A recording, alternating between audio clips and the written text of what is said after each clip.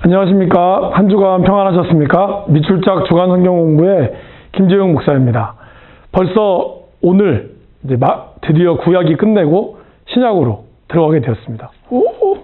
자축의 박수를 여러분. 그동안 구약 읽으시느라 또 열심히 하시느라 고생 많으셨고요. 이제 신약까지 또 얼마 남지 않았습니다. 끝까지 최선을 다해서 이 2021년도를 말씀 통독으로 잘 마무리하셨으면 좋겠습니다. 기도하고 시작하겠습니다. 사랑과 은혜의 하나님 감사합니다. 구약의 말씀을 또 오늘 저희들이 끝내고 신약으로 들어갑니다. 예수님의 오심에 대한 또 예언의 말씀, 그리고 이제 오신 메시아에 대한 또 약속의 성취와 하나님께서 주시는 또 미래에 대한 말씀을 우리가 읽어 나갑니다. 하나님 감사합니다. 끝까지 읽을 수 있도록 허락하여 주시고 남은 신약의 모든 부분들도 열심으로 하나님 말씀을 사모하며 나아가게 하여 주옵소서. 감사합니다. 예수님 이름으로 기도합니다. 아멘. 네, 여기 보신 대로 스가랴 9장에서 오늘 마태복음 13장으로 이어지게 됐습니다. 네. 준비물하고 다 준비되셨죠? 네, 성경책 꼭 준비해 주시고 그 다음에 이번에 2분기, 2, 4분기 끝내고 또 이제 3, 4분기 끝내고 4, 4분기가 시작되었습니다. 여러분들에게 하신 분들 모두에게 선물을 드리려고 하고 있습니다. 여러분들 끝까지 포기하지 마시고 정답을 맞추는 것도 물론 중요하죠. 사실 말씀에 다 있으니까. 그래도 최선을 다해서 그리고 이 말씀을 하나님의 말씀을 읽는다 이런 마음으로 여러분들이 함께 하시기를 바라겠습니다. 채널도 잘 이용해 주시고요. 스가랴 오늘 이제 9장이죠. 사실 1장부터 8장까지는 어떤 역사 그리고 성전 건축에 대한 거라면 9장부터는 좀 미래적인 이야기죠. 그래서 예언, 특별히 어떤 거요? 메시아의 나라에 대한 모습이 9장에서부터 14장까지 이어져 내려오고 있습니다. 스가랴는 재건으로 시작해서 메시아 예언으로 끝나고요. 그래서 시온을 기억하시는 여호와에 대한 말씀입니다. 신탁과 환상이 8개가 있습니다. 사실 이제 오늘 우리가 읽은 말씀에는 없고요. 1장에서부터 이제 8장 앞에까지 8개의 환상 부분이 있죠. 뭐 에바 기억나시죠, 여러분? 그다음에 화석류 나무에 그다음에 뭐 네 대장장이 뭐 이런 4명이 나오고요. 순종과 회개, 죄로부터의 선결을 이제 말세가 되고 주님의 심판이 오실 때 우리가 거룩하고 정결하게 살아야 된다라는 말씀이 많이 나오고 있습니다. 그리고 구약의 책에서 가장 메시아적이라는 평가를 받고 있습니다. 오늘 우리가 읽은 이 9장 말씀은 9장부터는 복음서에 있어서 순환서라. 복음서의 순환서가 뒷부분에 나오는 복음서마다 거의 2장, 3장에 걸친 순환서라에서 나오는 부분에 가장 많은 부분을 차지합니다. 오늘 문제에도 한 2문제가 3문제 나오죠. 문제를 보면서 풀어보도록 하겠습니다. 스가랴의 구조는 1장에서 8장까지 세 시대, 그리고 9장에서 14장은 세 나라. 이건 이제 성전 재건에 대한 실제적인 내용을 얘기한 거고, 이건 앞으로 다가올 미래에 대한 것을 얘기하고 있습니다. 1번. 시온에 따라 크게 기뻐할지어다. 예루살렘에 따라 즐거이 부를지어다. 그는 공의로우시며 구원을 베푸시며 겸손하여서 뭘 타요? 셋 다 나귀죠. 나귀를 타시나니 나귀의 작은 것 곧 나귀 새끼니라. 그래서 예수님께서 나귀 타고 오신다라고 성경에 기록되어 있죠. 호산나라고 외칠 때 나귀를 얘기하고 있습니다. 그래서 나귀 타고 온 메시아, 겸손을 상징하는, 사실 겸손이지만 또 나귀 자체가 왕을 뜻하기도 해요. 압살롬이 나귀, 노새라고 그러나요? 나귀를 타고 갔잖아요. 그게 왕을 상징하는 거죠. 2번. 봄비가 올 때 여호와 곧 구름을 일게 하시는 여호와께 비를 구하라. 우리에게 소낙비를 내려서 밭에 채소가 나온다. 봄비는 여러분 늦은 비입니다. 그죠? 이 늦은 비가 항상 성경에는 이른 비와 늦은 비를 적당하게 내리게 해달라고 기도하거든요. 이게 굉장히 중요한 거죠. 사실 우리나라도 마찬가지예요, 여러분. 이제 추수감사절이 곡식이 추수하고 그때 비가 오면 어떻게 되겠습니까? 그러면은 농부들이 그동안 고생했던 모든 것이 무너질 수밖에 없죠. 봄이 되었을 때 이제 막 자라야 될 때 뭐가 필요하죠? 비가 필요한 거예요. 그러니까 비가 언제 내리느냐가 더 중요한 거죠. 적당할 때 내리는 것이 축복이듯이 이 모든 것이 마치 뭐 봄 되면 비 오고 여름 오면 비 그치고 뭐 이러겠지가 아니라 이런 비를 모두 주관하는 것이 누구라고요? 바로 여호와 하나님이시라는 것이죠. 이거를 스가랴 선지자는 보여주고 있는 것입니다. 그래서 나라가 어려울 때 임금이 어떻게 했죠? 기우제를 드렸잖아요. 왜? 나라가 통치가 잘못되고 뭔가 어려움에 처했을 때는 비가 오지 않는다. 태풍이 분다. 이런 어떤 자연재해와 인간 간의 이런 것이 밀접하게 연관이 되어 있다라고 사람들이 여겼고, 사실 지금도 뭐 과학이 발달했다고 하지만 전혀 무관하다고 볼 수는 없습니다. 3번. 여호와께서 내게 이르시되 그들이 나를 헤아린 바 그 삭을 토기장에게 던지라. 여러분 이거 보면 몇 개요? 30개. 그리고 내가 또 연합이라는 둘째 막대기를 꺾었으니 유다와 이스라엘 형제의 의리를 끊으려 함이라. 여러분 은 30 하면 기억나는 거 없습니까? 예수님이 얼마에 팔렸죠? 은 30. 그죠? 이거에 대한 걸 얘기하는 거죠. 그래서 예수님이 팔린 거, 나귀 타고 오신 걸 얘기하고, 이제 하나 더 나오죠. 내가 다윗의 집과 예루살렘 주민에게 은총과 강구하는 심령을 부어주리니 그들이 뭐예요? 그 찌른 바, 그를 바라보고. 이 찌른 바가 뭘까요? 바로 요한복음 19장 37절에 나오는 예수님께서 십자가에 못 박혔을 때 나오는 말씀을 인용한 것이죠. 그 예수님의 이 찔림 받았고 애통하고 애통하는 것을 얘기하고 있습니다. 이처럼 스가랴는 9장부터 계속해서 이러한 어떤 예언의 말씀들이 나오고, 그것이 마태복음에 가서 또 복음서에 가서 예수님 때에 실현되어지는 것을 얘기하는 것이죠. 예루살렘을 치러 왔던 이방 나라들 중에 남은 자가 해마다 올라와서 어떻게 해요? 경배하며 초막절을 지킨다. 초막절은 뭐죠, 여러분? 이 이스라엘 백성들이 출애굽하고 나서 지었던 유월절을 기념하면서 했던 초막절, 이 텐트를 치고 일주일 동안 보내잖아요. 그것이 바로 초막절이죠. 그러니까 결국 이방 나라들도 이제는 초막절을 친다는 거예요. 구원은 누구에게? 여호와, 하나님. 여호와께 있다라는 것을 스가랴 선지자는 예언하고 있죠. 그래서 예수님의 하나님의 오심은 그냥 단순히 이스라엘에 위한 구원만이 아니에요. 그죠? 누구에 대한 구원이요? 이방 나라. 곧 이건 뭘까요? 온 인류를 향한 하나님의 구원의 메시지가 이미 창세기 때부터 또 스가랴 예언서에 이르기까지 계속해서 이어져 내려오고 있음을 우리는 기억해야 합니다. 자, 이제 말라기입니다. 드디어 구약 성경의 가장 마지막인 말라기. 말라기는 논쟁으로 시작하죠. 6개의 논쟁이 나와요. 그죠? 쭉 살펴보시면 너 언제 했느냐, 우리가 언제 했습니까, 왜 그랬느냐, 이런 논쟁이 나오면서 이스라엘의 부패를 폭로하고, 그 다음에 대적하고 여호와의 날, 마지막 결론, 남은 자들, 내 이름을 경외하는 자들에게는 공의로운 해가 떠올라 치유의 강산을 비출 것이다. 이것이 얘기가 되어져 있는 거죠. 그래서 말라기를 끝으로 구약은 끝이 나지만, 이것은 또 사실 말라기의 4장의 말씀의 제일 마지막이 엘리야를 얘기한 선지자 엘리야를 통해서 다시 하나님 예수님의 오심에 대한 그 예표, 이거를 이제 복선을 쫙 깔고 있는 것이죠. 말라기는 논쟁으로 시작했다가 의로운 해, 하나님의 또 이 공의로운 해, 치유가 이루어지게 되는 거죠. 그래서 말라기는 하나님의 사랑과 공의의 확신. 저자는 사실 저자가 뭐 나의 선지자, 나의 예언자가 말라기라는 뜻이거든요. 그래서 말라기가 아니다라고 하지만 전통적으로 우리는 말라기라고 알면 될 것 같습니다. 문장으로는 사자, 제사장, 의로운 해, 심판의 날 등이 나오고요. 6가지 논쟁으로 구성되어 있습니다. 여러분 읽어보시면 아실 거예요. 그죠?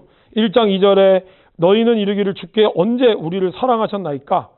이렇게 얘기하고, 또 내가 아버지일진데 나를 공경함이 어디 있느냐? 아니 우리 공경 안 한 게 어디 있어요? 이런 식으로 약간 이렇게 논쟁이 일어나고 있는 것이죠. 말라기는 구절을 보시면 불충한 백성, 그러니까 한마디로 이 논쟁이 일어나는 이유는 뭐죠? 말과 겉과 행동이 다르다는 거죠. 그리고 그렇게 행동해도 너무 건성으로 하는 모습을 하나님이 지적하고 있는 거죠. 그래서 불충한 백성과 심판주, 예수 그리스도의 강림, 이것을 얘기하고 있습니다. 6번 문제. 만군의 여호와가 이르노라. 너희가 또 말하기를 이 일이 얼마나 번거로운고. 그러니까 흠없는 제물을 드려야 되는데 이걸 뭘로 생각한다고요? 번거롭다고 생각하는 거예요. 번거로운 거. 코웃음 치고 훔친 물건, 저는 것, 병든 것을 가져왔다는 거죠. 하나님께는 가장 좋은 것을 드려야 됨에도 불구하고 귀찮다는 거예요. 한마디로. 어떻게 보면 여러분 요즘에 우리의 나라가 우리들이 형식보다는 내용이 중요하잖아요. 맞아요. 맞습니다. 근데 그러다 보니까 형식이 너무 무시되어진 거죠. 하나님께 예배 드리는 것도 아예 그냥 교회 오면 되는 거지 뭐가 문제야. 이런 어떤 사고방식들, 사실 저희 어릴 때만 해도 어머니가 헌금을 이렇게 다리미로 해가지고 빳빳하게 해서 드렸거든요. 지금 뭐 그 헌금이 어차피 내면 또 구겨지는 건데 굳이 그런 거지 번거롭게 하겠느냐. 뭐 그렇게 얘기하면 할 말은 없지만 그 마음이 뭐가 담겨지는 거죠? 하나님께 드리고자 하는 마음이 담겨져 있거든요. 여러분들이 교회 오는 자세들, 예배를 드리는 이 자세들이 번거롭죠. 뭐 다리 꼬고 앉아있을 수도 있는 거고 팔짱 낄 수도 있는 거고, 그러나 우리가 가장 좋은 거를 가장 존귀한 분한테 여러분들이 그렇게 앉아 계시겠습니까?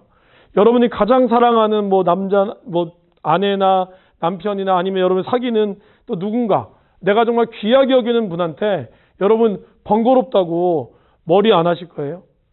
우리가 하나님 앞에 대하는 태도 굉장히 중요하다는 것입니다. 그래서 몇 번 말씀드렸지만 칼빈은 내적인 마음과 외적인 경건이 아우러졌을 때 비로소 우리가 진정한 경건한 생활이라고 얘기하고 있다는 것이죠. 이스라엘은 이렇게 했다는 거예요. 번거롭게. 합리적인 게 아니에요. 번거로운 거예요, 여러분. 이게 문제라는 거죠. 합리적인 건 중요한 겁니다만 내가 귀찮아서 그냥 뭐 대충 저는 거 병든 거 똑같은 100원이면은 100원짜리 동전이 뭐 새 거든 뭐든 뭐가 중요해. 내면 그만이지. 이렇게 하는 자세가 아니라 하나님 앞에 온전히 드리고자 하는 마음이 중요하다는 것이죠. 하나님은 그것을 받으신다는 거죠. 너희가 봉헌물을 가져오지만 이는 여호와의 말이 아니라는 거예요. 그죠? 그걸 고발한 거죠. 7번. 레위와 세운 나의 언약은 생명과 평강의 언약이라. 이게 언제부터 생겼을까요? 부올의 음행 사건 기억나십니까, 여러분? 이 발람의 거짓 선지자의 예언으로 인해서 부올에서 이 이스라엘 미디안 여인들과 음행이 일어났잖아요. 그거를 비느하스가 창으로 확 찔러 죽이죠. 그러면서 하나님의 진노가 사라졌죠. 그리고 하나님은 비느하스를 통해서 생명과 평강의 언약을 맺었죠. 그거를 하나님은 지금 기억하고 있다는 거예요. 이 이스라엘이 아주 오랜 시간 동안 하나님은 약속의 하나님이시기 때문에 기억하고 있다는 것이죠. 저와 여러분들이 하나님 앞에 신실한 모습을 보였을 때 하나님은 기억하실까요? 안 하실까요? 기억하신다는 겁니다. 그래서 우리가 그 하나님의 언약의 말씀을 잘 지키는 것이 중요하다는 것이죠. 8번. 사람이 어찌하여 하나님의 것을 도둑질하겠느냐? 근데 우리가 도둑질 뭐 했어요? 우리가 하나도 도둑질 안 했어요. 하나님께 마땅히 드려야 될 11조와 봉헌물을 도둑질했다는 거예요. 그 당시에 하나님께 드려야 될 예물이 딱 있었거든요. 그걸 드리지 않았다는 거예요. 이것이 하나님 앞에 도둑질이라고 하나님은 얘기하고 있다는 것이죠. 9번. 내 이름을 경외하는 너희에게는 어떻게 해요? 공의로운 해가 떠올라서 치료하는 광선을 비추리니 너희가 나가서 외양간에서 나온 송아지처럼 뛰리라. 마지막 때 하나님의 이러한 공의로운 해와 치료의 광선으로 우리가 다시 움츠러져 있던 우리의 영혼이 샘솟듯 일어나게 될 것이다라고 말씀하고 있습니다. 자, 이제 말라기를 끝내고, 사실 제가 중간 시대를 좀 한번 다루고 싶은 마음이 있는데 시간이 없을 것 같아요. 시간이. 중간 시대는 내년에 담당하시는 목사님한테 중간 시대 좀 해주세요라고 요구하시고, 오늘 저는 그냥 바로 마태복음으로 샥 넘어가겠습니다.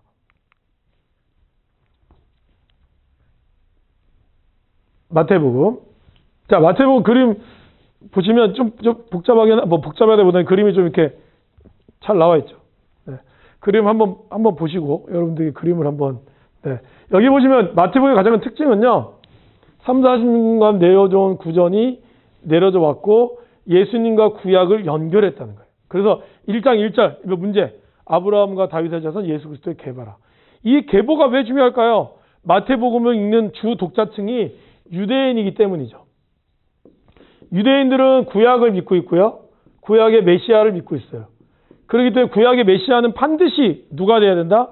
이새의 줄기, 다윗에게서 나와야 하는 거예요. 그죠? 그렇기 때문에 이들에게는 족보가 엄청 중요한 거예요. 그렇기 때문에 마태복음 저자가 1장에서 족보를 한 이유가 바로 여기 있습니다. 아무리 예수님이 뭐 기적을 베풀고 심지어는 죽었다가 부활했다고 해도 이 족보, 이미 아주 오래전부터 내려온 족보에 들어가지 않으면 예수님은 가짜라는 거죠. 그렇기 때문에 마태복음의 저자는 그걸 가장 먼저 얘기하고 있고, 구약 성취 인용문이라고 해서 구약 성취 인용문 10개 정도 되거든요.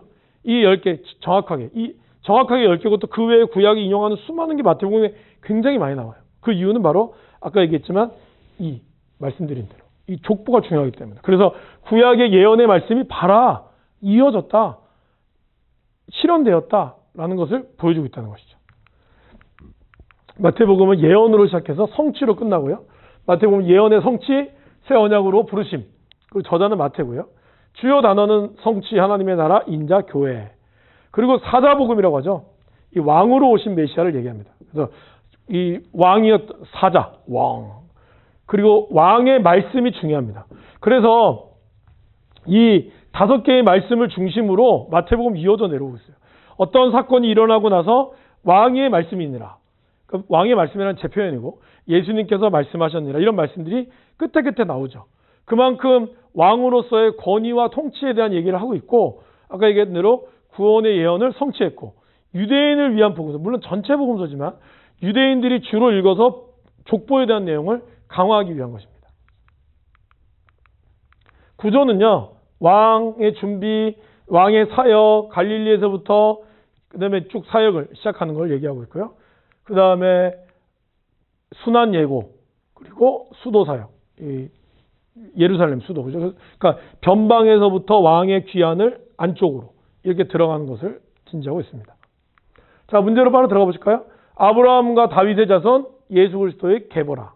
계보가 중요하다고 말씀드렸습니다. 11번. 집에 들어가. 여러분 여기 되게 중요한 게 사람들이 동방박사가 예수님을 어디서 봤다고 많이 나오죠? 그림에도 보면 우리가 많이 알기로는 마구간이라고 생각하는데 아니에요. 오늘 문제 잘 보세요. 집입니다. 집. 그러니까 그러면은 뭐야? 그러면은 제일 먼저 마구간에서 본 사람은 실제로 본 사람은 누구야? 누굴까요? 목자들. 목자가 가장 먼저 봤고요. 그로부터 그 인구조사 끝나고 나서 다시 집으로 가는 거를 동방박사가 들어간 거예요. 그래서 그림이 틀렸어요, 여러분. 이런 그림들 보셨죠? 근데 엄밀히 얘기하면 집입니다. 집. 성경에도 나와 있죠. 제 말이 아니라. 집에 들어가서 황금과 유향과 모략을 줬죠. 황금은 뭘까요? 황금은 왕권. 그죠? 그 다음에 유향은 뭘까요? 유향은 기도.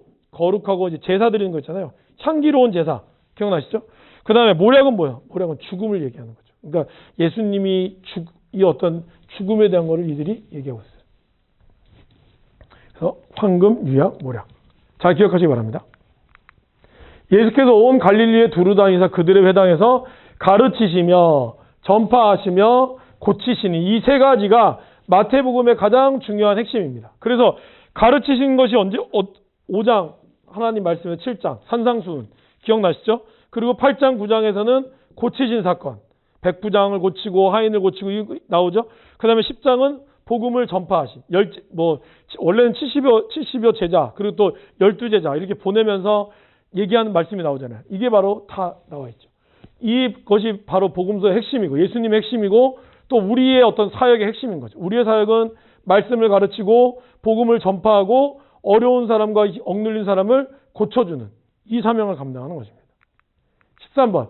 그러므로 하늘에 계신 너희 아버지의 온전하신 같이 너희도 온전하라. 이 5장이 산상수훈이죠. 많이 들어보셨죠? 산상수훈의 가장 큰 핵심 중에 하나는 바로 온전입니다. 온전. 하나님 앞에 너희들이 온전하라. 이거를 가르치고 있습니다. 14번. 여기 보시면 6장이거든요. 6장에 나오는 크게 핵심. 구제, 기도, 그 다음에 금식. 핵심은 뭘까요? 구제나 기도나 금식은 다 뭐예요? 은밀하게 하라는 거예요. 남에게 보이지 말고. 남은 도와주는 것도 오른손이 하는 일을 왼손이 모르게. 기도할 때도 막 다른 사람 다 듣는 그런 기도. 물론 통성으로 함께 기도하는 기도도 있지만 여기서 얘기하는 건 하나님과 관계 속에 자기의 의를 드러내는 기도가 아니라 은밀한 중에 외치는 기도. 그리고 금식하는 것도 나 금식한다 이렇게 자랑하는 게 아니라 오히려 더 은밀한 중에 깔끔하게 그렇게 해서 하나님께 관계를 그렇게 얘기하라라고 얘기하고 있습니다. 7장은 여러분 황금률이라고 들어보셨죠? 가장 중요한 또 이것도 중요한 말씀이죠. 너희는 남에게 대접을 받고자 하는 대로 너희도 남을 대접하라. 이것이 율법이요 선지자니라. 16번. 마태복음 8장에 등장하지 않는 것은 이게 복음서는 사실 굉장히 내용이 너무 많아서 다 다루고 싶지만 그러면 한도 끝도 없거든요. 그래서 큼직큼직하게 내는 문제들이 몇 개가 있는데요. 그 중에 마태복음 8장에 드러나지 않는 건 누굴까요? 바로 천부장이죠. 원래는 뭐예요, 여러분? 백부장. 말씀 읽어보시면 잘 알죠? 천부장은 아닙니다. 17번.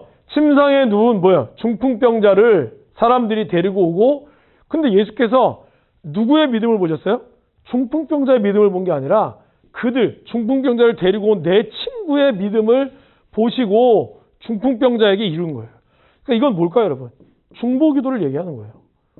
누군가를 위해서 목숨을 거는 친구들처럼, 그죠? 뭐 거기 보면 다른 복음서는 기와장을 뜯고 내렸다 그랬거든요. 그렇게 그런 모든 것들을 감수하면서까지 어떻게 친구인 중풍병자를 고치고자 하는 간절한 마음을 하나님이 들으시고 이 4명의 기도를 들으시고 고쳐줬다는 거예요. 그러니까 저와 여러분들이 중보의 기도가 굉장히 강력한 겁니다. 그죠? 어느 때보다 중보가 필요하죠. 다음, 보라 내가 너희를 보냄이 어디요? 양을 이리 가운데 보냄 같도다. 그러면 어떻게 하라고요? 뱀같이 지혜롭고 비둘기처럼 순결하라고. 뱀같이 지혜로운 게 먼저인 겁니다, 여러분. 사람들이 우리를 자꾸 비둘기같이 순결함만 가지고는 세상을 못 살아요. 우리는 뱀같이 지혜로운 것이 필요하다는 것이죠. 왜? 이리가 득실을 시켜야 되거든, 세상에는. 여러분을 삼킬 자를 사단이 우는 사자와 같이 삼킬 자를 두루두루 찾아다닌다 그랬어요. 그렇기 때문에 우리는 뱀같이 지혜롭고 비둘기처럼 순결해야 된다고 예수님이 말씀하셨어요. 세례 요한 때부터 지금까지 천국은 뭐야? 침노를 당한다 이거죠. 그래서 뭐야 그럼 천국에 들어가려면 뭔가 좀 강력한 걸 써야 되나? 이런 걸 얘기하지만 사실 크게 2가지가 있는 겁니다. 첫째, 천국에 들어가기가 만만치 않다는 거예요. 왜? 여러분들을 들어가지 못하게끔 하려고 사단과 수많은 참소하는 자들이 여러분들을 넘어뜨리려고 하거든요. 그래서 공격하는 거예요. 천국에 들어가지 못하도록. 그 다음에 또 하나는요. 침노하지 못한다 이 말은 그만큼 이 천국이라고 하는 이거는 우리의 신앙생활에서 열심을 뜻한다는 거예요. 그냥 뭐 대충 뭐 신앙생활 해가지고 되는 게 아니라 이 침노할 만큼 그만큼 천국이라고 하는 것은 사단의 공격도 있지만 그것에 합당한 나의 마음이 온전히 하나님 앞에 서야 한다는 것을 얘기하고 있습니다. 마지막 20번. 마태복음 12장과 13장의 내용이 아닌 것은 정답은 뭐죠? 4번. 수고하고 무거운 짐진 자들아 다 내게로 오라. 이게 11장 28절에서 30절는 말씀에 나오는 거죠. 아마 읽어보시면 다 알 겁니다. 12장과 13장 내용을 두루두루 읽어보시고 정답을 푸시면 되겠습니다. 여러분 이제 신약은 내용들이 조금 뭐 인과관계보다는요. 내용이 이제 좀 단락단락들이 잘 돼 있고 특별히 복음서는 공관복음서, 요한복음 이렇게 나눠져 있잖아요. 나중에 요한복음 할 때 한번 제가 다루든지 할게요. 공관복음서, 3개의 복음서는 비슷한 내용이 많죠. 요한복음은 좀 다르지만. 그렇기 때문에 아마 겹치는 문제들이 나올 수도 있고 똑같은 사건인데 또 약간씩 다른 멘트들이 있어요. 그죠? 그런 것들을 우리가 조금씩 살펴보면서 말씀을 볼 겁니다. 그러다 보니까 아마 시간적이나 이런 부분들이 조금 더 빨리빨리 진행될 수 있을 것 같습니다. 기대해 주시고 또 말씀 읽는 거 구약보다는 신약이 좀 여러분 많이 읽으셨을 텐데 끝까지 아마 깊이 있게 읽으시면서 하나님이 주시는 의미들을 잘 새기셨으면 좋겠습니다. 수고하셨습니다. 감사합니다.